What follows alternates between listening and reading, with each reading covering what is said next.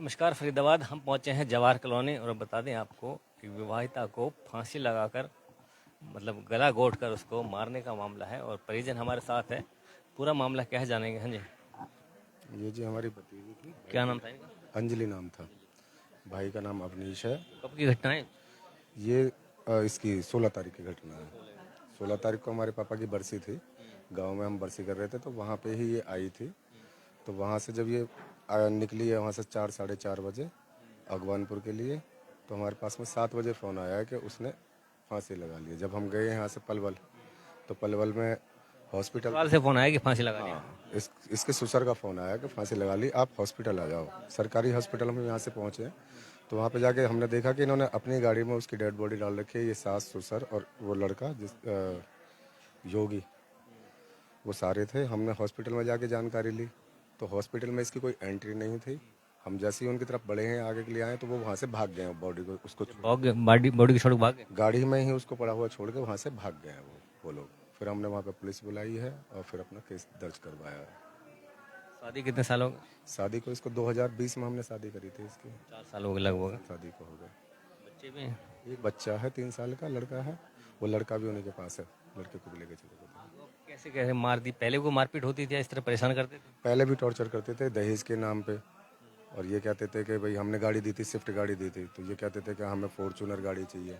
कभी कहते थे 5 लाख रुपए चाहिए, कभी कहते थे 10 लाख रुपए चाहिए, कभी 25 लाख रुपए, ऐसे डिमांड रखते ही रहते थे वो। और उसके ऊपर उसे परेशान करते थे। लड़का क्या करता है? लड़का जब जिस टाइम पर हमने शादी करी थी उस टाइम पर तो ये कहते थे हॉस्पिटल उसमें लगा हुआ है, बैंक वगैरह में लगा हुआ है। उसके बाद में वो कहीं किसी में लगा हुआ नहीं था। वो अपना घर पे ही रहता था। 1 नंबर का शराबी था। दोनों बाप बेटे ही शराबी थे। दोनों साथ बैठ के दारू वारू पीते थे अपने घर में बैठे बैठे। लड़की वगैरह का भी चक्कर था। एक सिस्टर ने भी बोला था तो उससे मारपीट कर देते थे।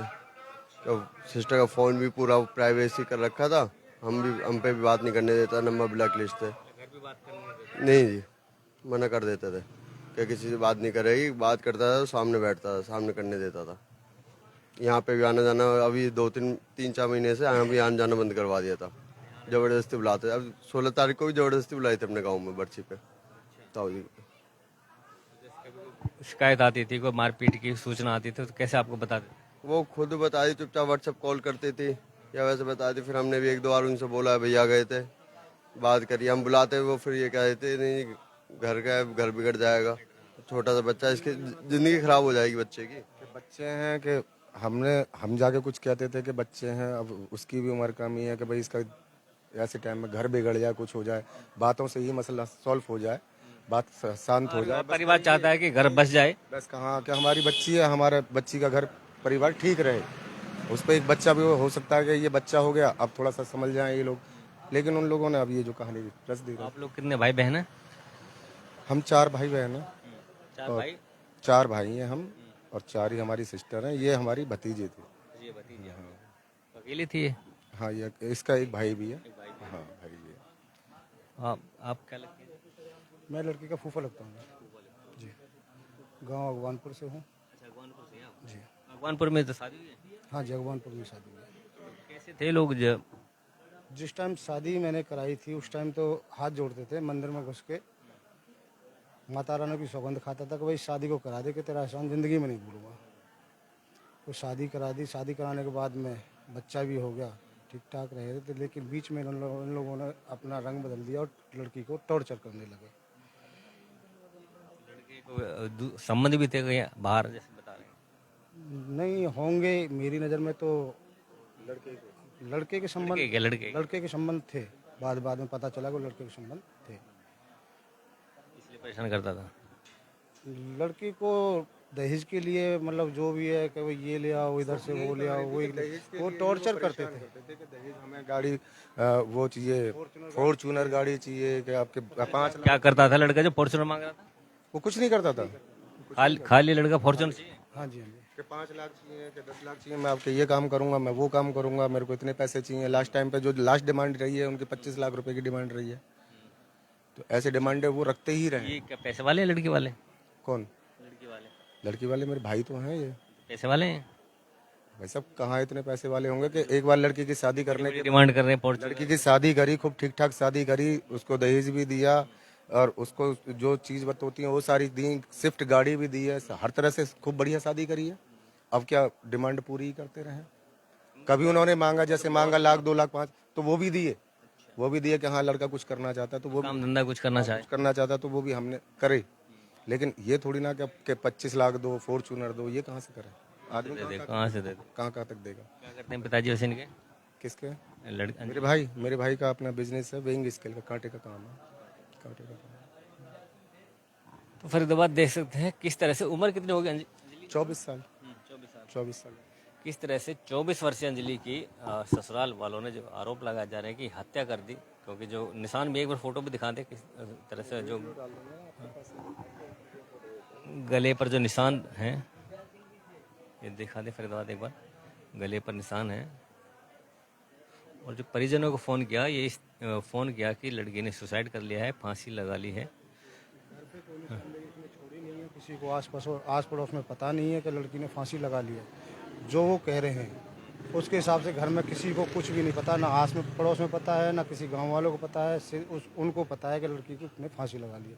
वो भी हॉस्पिटल ले गया, तब फोन किया उसने। हॉस्पिटल में भी छोड़ के भाग गए, तो इसका मतलब कहीं ना कहीं हॉस्पिटल में भी छोड़ के कि गाड़ी में अपना पड़ी हुई है, डेड बॉडी पड़ी हुई है, वहां से छोड़ के तीनों के तीनों। जब हमने ना ही तो कोई चीजवत है, ना मंगलसूत्र है, ना हाथों में कुछ है, ना पैरों में कुछ है, गहना नहीं जो कोई ज्वेलरी नहीं है उसके शरीर पे। सब कुछ उतार के लेके फरार हो गए। कपड़े वगैरह चेंज करके जब लेके गए यहाँ से, कपड़े चेंज करे घर पे ही जब लेके गए। अंजलि का भाई है घर में, परिवार में और कोई नहीं है? मम्मी है, पापा है, भाई है, जी।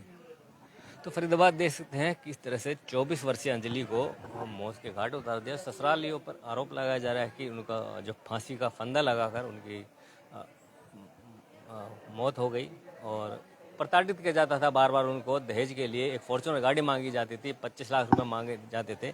और जब ये परिजन वहाँ पर गए लड़की को हॉस्पिटल में लेकर पोस्टमार्टम के लिए, तो जो ससुराल पक्ष है वो लोग वहाँ से भाग गए। इसका मतलब कहीं ना कहीं उनकी लग रहा था कि कहीं ना कहीं उनकी गलती है, क्योंकि जो अगवानपुर के जो और लोग हैं, जो गांव के लोग हैं, वो बता रहे हैं कि ऐसा कुछ नहीं था, किसी को कुछ भनक तक नहीं लगी, लड़की ने सुसाइड किया होता या ऐसी कोई बात होती तो आस पड़ोस में ऐसे पता चलता लोगों को।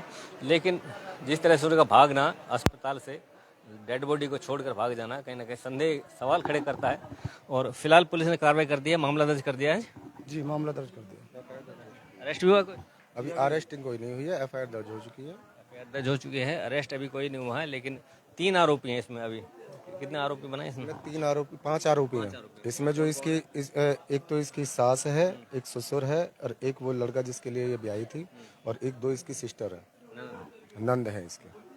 क्योंकि वो भी इसको प्रताड़ित करती थी, जैसे अपने ये जाती थी, अपने मायके जाती थी, तो वो लड़कियां भी इसके साथ में हाथापाई करना, बदतमीजी करना, ये सारा काम करते थे। फिलहाल पुलिस ने अभी किसी की गिरफ्तारी नहीं की है, जांच की जा रही है मामले की। लेकिन 5 आरोपी बताए जा रहे हैं, जो उसका लड़की का हस्बैंड है, उसकी सास है, उसकी ससुर है, और 2 उसकी ननद है, जिनका जो एफआईआर में नाम है। जो बताया जा रहा था कि लड़की को लगातार प्रताड़ित करती थी, परेशान करती थी, और जिस वजह से लड़की ने, बताया जा रहा है कि हत्या की गई है उसकी। अब लेकिन जांच का विषय है, पुलिस इस मामले में जांच करेंगे। तो जोड़ेंगे फरीदाबाद आपको शहर के अन्य खबर के साथ। बने रहिए हमारे साथ। बहुत बहुत धन्यवाद।